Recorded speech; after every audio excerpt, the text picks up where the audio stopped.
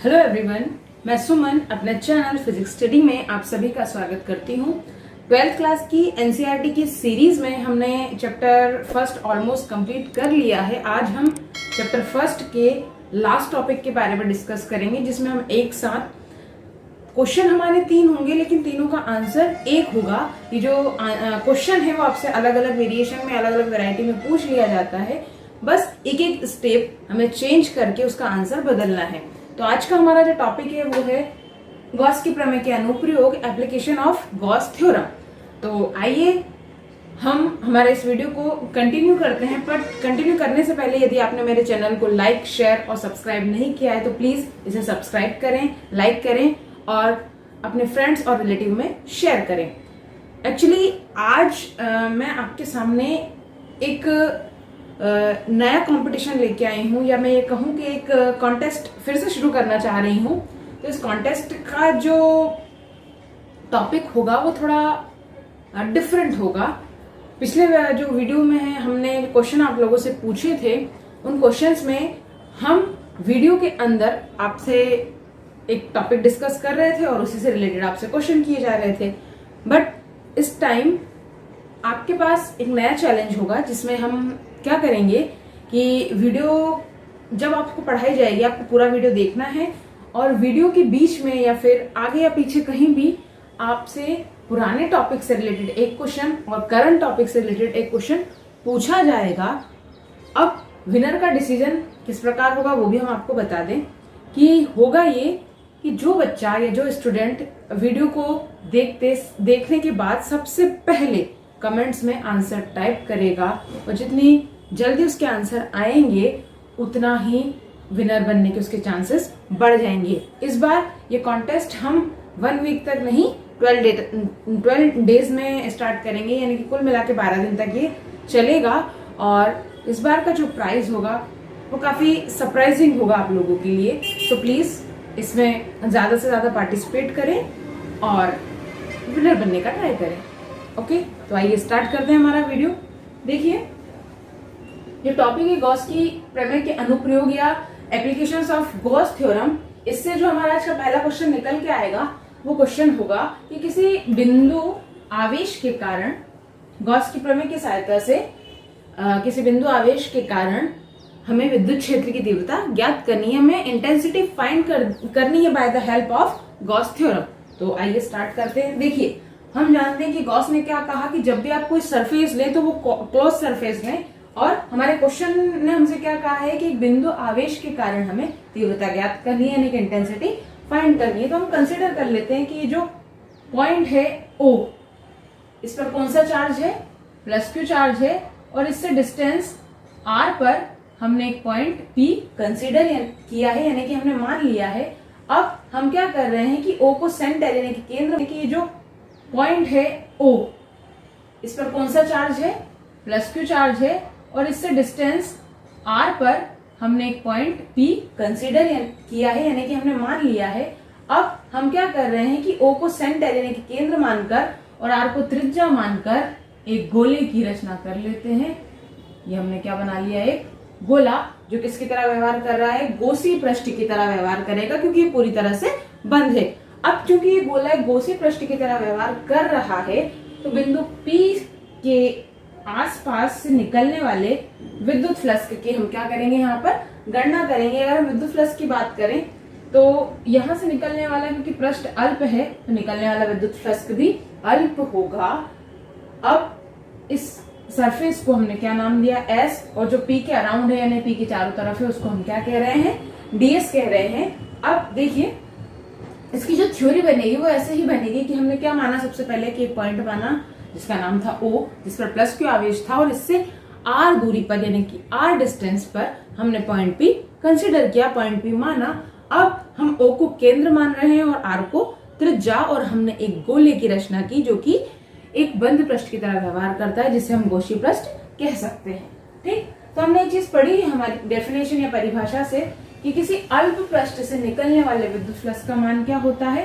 d phi is equal to, हम क्या लिखते हैं? E ds cos theta. Clear? अब यहाँ पे थीटा इज इक्वल टू हम क्या रखेंगे 0 डिग्री। ठीक, जैसे ही हमने theta is equal to 0 degree रखा हमें मिला E ds cos 0। अब वी नो दैट, हम जानते हैं कि cos 0 की वैल्यू क्या होती है, cos 0 इज इक्वल टू होता है 1। जैसे ही हम यहाँ वैल्यू पुट करेंगे हमें d phi is equal to क्या मिलेगा E ds। फर्स्ट इक्वेशन हमें ये प्रोवाइड हो सकती है, बट हम क्या कर रहे हैं, गॉस की प्रमेय का पूर्ण रूप से उपयोग कर रहे हैं। तो हम अल्प पृष्ठ से निकलने वाले फाई की बात कर रहे थे, अब हमें संपूर्ण पृष्ठ की बात करनी है।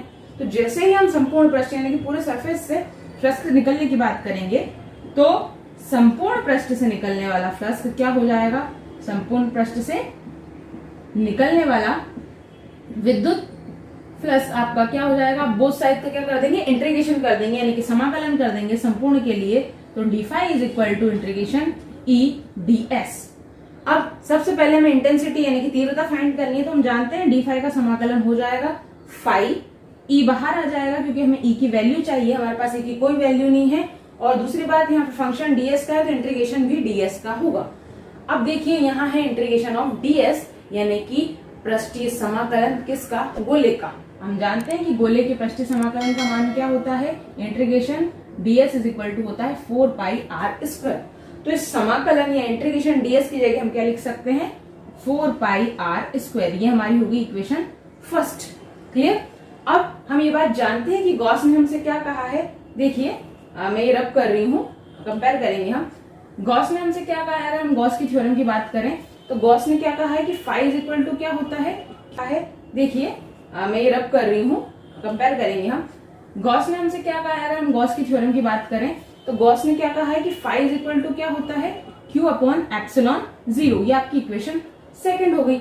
अगर मैं इक्वेशन फर्स्ट और सेकंड को कंपेयर करूं तो मुझे दोनों साइड यानी कि एलएचएस में फाई की वैल्यू दिख रही है। तो जब मैं इसे कंपेयर करूंगी यानी कि by the equation first and second, दोनों को हम क्या कर रहे हैं, कंपेयर कर रहे हैं, तो हमें क्या मिलेगा, यहाँ पर देखते हैं E 4 pi r square is equal to Q upon epsilon 0। ये हमने फर्स्ट और सेकंड इक्वेशन को कंपेयर किया तो हमें ये प्रोवाइड हुआ। अब क्योंकि हम क्वेश्चन में तीव्रता फाइंड कर रहे हैं, इंटेंसिटी फाइंड कर रहे हैं, तो हमें E पे फोकस करना है। तो E इज इक्वल टू हमें क्या मिलेगा, E इज इक्वल टू हमें क्या मिलेगा, Q तो यही है, इसके अपॉन में कौन पहुंच जाएगा, 4 pi r square upon epsilon 0। अगर इस इक्वेशन को हम रीअरेंज करें या सही तरीके से लिखने की कोशिश करें तो हम क्या देखते हैं कि हमें वैल्यू मिलती है 1 अपॉन 4 पाई एप्सिलॉन 0, जिसके साथ कोई नहीं होता, 1 होता है तो हमने मल्टीप्लाई में 1 लिख लिया। और यहाँ आगे लिखते हैं हम Q upon r square newton पर कूलम। अगर हम इसे देखें तो ये हमारी तीव्रता का सूत्र है, इंटेंसिटी का फॉर्मूला है, यानी कि हमने एक बिंदु आवेश Q के कारण बिंदु P पर तीव्रता ज्ञात कर ली है। और हमने इसमें केवल 2 ही फॉर्मूले जो कि गॉस के थ्योरम में यूज हुए थे उन्हीं का ही उपयोग किया है। आई होप आप इस टॉपिक को अब समझ पा रहे होंगे। अब इस क्वेश्चन को अगर वो थोड़ा सा घुमाकर पूछ ले, घुमा के मीन्स थोड़ा सा और आगे बढ़ा दे, जहां उसने कहा है कि किसी बिंदु आवेश के कारण आप क्या करें, किसी बिंदु पर तीव्रता ज्ञात करें, वो भी किसकी सहायता से, कूलॉम के नियम की सहायता से। अब इस क्वेश्चन को थोड़ा सा घुमा देता है और आपसे पूछता है कि गॉस की प्रमेय की सहायता से हम कूलॉम के नियम का क्या करें, निगमन करें। तो देखिए हम यहाँ पर सिर्फ क्या करेंगे, ये जो हमने पॉइंट P माना था, डायग्राम हमारा वही है, वैल्यू ए की यही रहेगी। हम सिर्फ इतना करेंगे कि जहां हमने पॉइंट P माना था यहाँ पर एक टेस्ट चार्ज या परीक्षण आवेश क्या मान ले, Q0 मान ले, Q0 को कंसिडर कर ले। तो हम पहले चैप्टर में ये चीज पढ़ चुके हैं कि अगर कोई परीक्षण आवेश किसी बिंदु पर रखा है और विद्युत क्षेत्र के अंदर है तो क्षेत्र द्वारा उस पर जो लगता है बल, उस बल का नाम है F is equal to E into Q0। Clear. अब यहाँ पे हम क्या करेंगे, E की वैल्यू पुट कर देंगे। तो E की वैल्यू जस्ट ऊपर लिखी, हमारे पास क्या है 1 upon 4 pi epsilon 0 Q into Q0 upon r square. ये E की वैल्यू और हमने इसमें Q0 को मल्टीप्लाई किया और फोर्स का जो यूनिट होता है वो है न्यूटन। अब अगर हम इस इक्वेशन को देखो तो ये हमें किसका आंसर मिला है, कूलॉम के नियम की इक्वेशन मिल गई, ये समीकरण मिल गई है। यानी कि हमने एक साथ थोड़ा सा एक स्टेप आगे बढ़ा के 2 क्वेश्चन सॉल्व कर लिए हैं। ये क्वेश्चन आपसे एग्जाम में पूछा जाता है कि गॉस की प्रमेय की सहायता से हमें क्या करना है, कूलॉम के नियम का निगमन करना है। तो हम निगमन कर चुके हैं, डिराइव कर चुके हैं गॉस की थ्योरम से। By the help of Gauss theorem we derive Coulomb inverse square law. अब अगर ये क्वेश्चन थोड़ा सा और डिफरेंट हो जाए या फिर इसमें थोड़ी सी और वैरायटी आ जाए या इसको चेंज कर दिया जाए, फ्लिप कर दिया जाए, तो वो आपसे क्या कहेगा, देखिए equal to E into Q zero. Clear. अब यहाँ पे हम क्या करेंगे, ई की वैल्यू पुट कर देंगे। तो ई की वैल्यू जस्ट ऊपर लिखी, हमारे पास क्या है 1/4πε0 Q into Q zero upon R square. ये ई की वैल्यू और हमने इसमें क्यू जीरो को मल्टीप्लाई किया और फोर्स का जो यूनिट होता है वो है न्यूटन। अब अगर हम इस इक्वेशन को देखो तो ये हमें किसका आंसर मिला है, कूलॉम के नियम की इक्वेशन मिल गई, ये समीकरण मिल गई है। यानी कि हमने एक साथ थोड़ा सा एक स्टेप आगे बढ़ा के दो क्वेश्चन सॉल्व कर लिए हैं। ये क्वेश्चन आपसे एग्जाम में पूछा जाता है कि गॉस की प्रमेय की सहायता से हमें क्या करना है, कूलॉम के नियम का निगमन करना है। तो हम निगमन कर चुके हैं, डिराइव कर चुके हैं गॉस की थ्योरम से। By the help of Gauss theorem we derive Coulomb inverse square law. अब अगर ये क्वेश्चन थोड़ा सा और डिफरेंट हो जाए या फिर इसमें थोड़ी सी और वैरायटी आ जाए या इसको चेंज कर दिया जाए, फ्लिप कर दिया जाए, तो वो आपसे क्या कहेगा, देखिए ये हमारे पास वैल्यू है e इज इक्वल टू 1/4πε0। वो जो आपका डायग्राम है, इस डायग्राम को हम थोड़ा सा घुमा देते हैं या फिर मैं कहूँ दोबारा बना देती हूँ कि हमने क्या किया था, एक पॉइंट O लिया था जिसपे प्लस क्यू चार्ज था, एक रेडियस R ली थी और पॉइंट P तक हम जा रहे थे। अब आपसे कहेगा कि एक खोखला गोला है, गोला कैसा है, अंदर से खोखला है, आपको उसकी सतह पर तीव्रता ज्ञात करनी है। तो देखिए हम इस डायग्राम की अगर बात करें तो ये गोला हमारा खोखला ही है और बिंदु P उस गोले के यानी कि उस पृष्ठ के सतह पर ही रखा है। तो ये जो वैल्यू हमने निकाली है वो सतह के लिए हम निकाल चुके हैं, यानी कि E बराबर 1/4πε0 क्यू अपॉन आर स्क्वायर सतह पर ही तीव्रता की वैल्यू है, इंटेंसिटी की वैल्यू है। अब अगर इसमें सेकेंड पॉइंट वो इंक्लूड कर देता है, वो आपसे ये कहता है कि ये जो बिंदु P है वो पृष्ठ पर नहीं, पृष्ठ के बाहर कहीं रखा है। तो इसकी पोजीशन यहाँ से बदलकर हम थोड़ी आगे तक ले जाते हैं। मान लो P यहाँ रखा है और गोले के सरफेस से P तक की डिस्टेंस हमने x कंसिडर कर ली। तो अगर हम ध्यान से देखें तो यहाँ पर अब हमें r की जगह जो टोटल डिस्टेंस है, जो दूरी है, वो क्या मिल जाती है, r प्लस एक्स। कब, जब हमारा बिंदु पृष्ठ के बाहर हो, पॉइंट चार्ज का हो, आउटसाइड ऑफ द सरफेस। तो हम क्या करेंगे, टोटल डिस्टेंस की जगह यानी r की जगह क्या वैल्यू पुट कर देंगे, r प्लस एक्स स्क्वायर। यानी कि आपको E इज इक्वल टू क्या मिल जाएगा, 1/4πε0 Q upon r plus X का whole square newton per Coulomb.